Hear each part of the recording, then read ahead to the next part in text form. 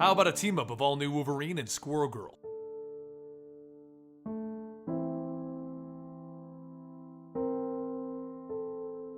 Welcome to the Complete Story Series, where I take trade paperbacks and single issues and I break them down into digestible bites to help you understand. Then I read it dramatically back to you. All alterations to the panels, text, and images are to prevent copyright problems, and all art is owned by its respective companies. This takes place in the all-new, all-different Marvel right after our last all-new Wolverine storyline, in which X-23 is now the new Wolverine. Logan is riding down the highway in the rain, when out of nowhere, he sees Laura in front of him. Are you crazy? Go back to the Institute. It's not my home, Logan. I can smell their fear of me. And then she eyeballed him. I trust you. Yeah, and you can't come with me. People get hurt around me. People get hurt around me too, Logan. I know, and that's what I'm trying to change, kid. He parks his bike and he hops off. Look, we don't get to play happy family. I don't get to have a 9-to-5 job with a picket fence, and I don't get to make you sandwiches. Because I'm Wolverine. I attract violence and insanity, and not just the normal kind of insanity, the kind where Galactus shows up to step on our picket fence, and our sandwiches actually. He has a foot that encompasses both the fence and the sandwiches. The rain begins to come down even harder, and Laura looks at him. Please don't leave me. And Logan looks away, and he gets back on his motorcycle. Trust me, I won't be gone forever. That's when Laura wakes up. It's been a while since that night, and a lot has happened. Logan eventually passed on, and she took on the mantle of Wolverine to carry on for her father. But what woke her up out of that dream was a growling noise. She snicked out her claws, and she walked over to the doorway,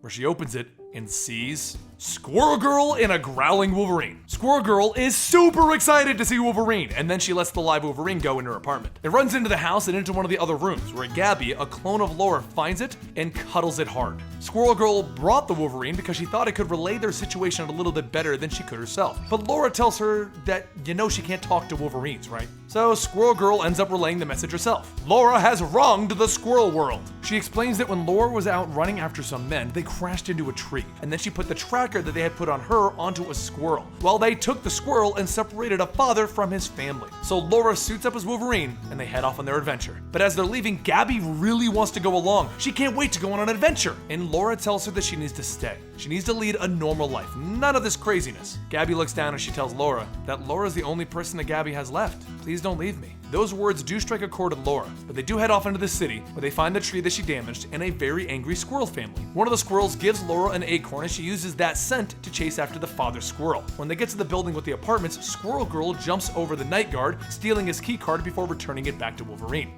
Laura tells her that she did really good back there, and Squirrel Girl can't hold it in anymore. She just got a compliment from Wolverine! So she asks for a selfie, but Laura has to put the mask on. They walk deeper into the apartment building, and at the doorway where the squirrel is being kept, Laura knocks.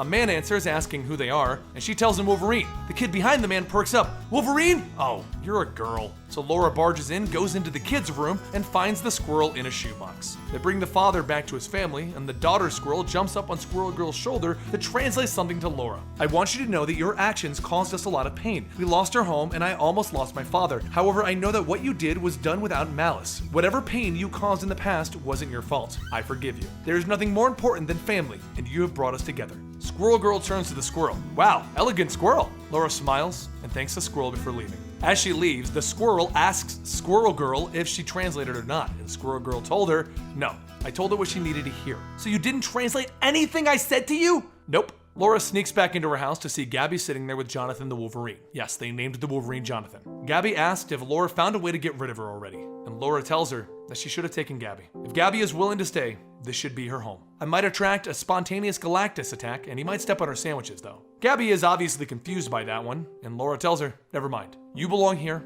and I won't leave you. It's a nice little bridging issue because the next issue, number 8, is going to lead into Civil War 2. Hope you guys enjoyed this, and don't forget to follow me on Twitter at Comicstorian or Instagram at Comicstorian. See you next time right here.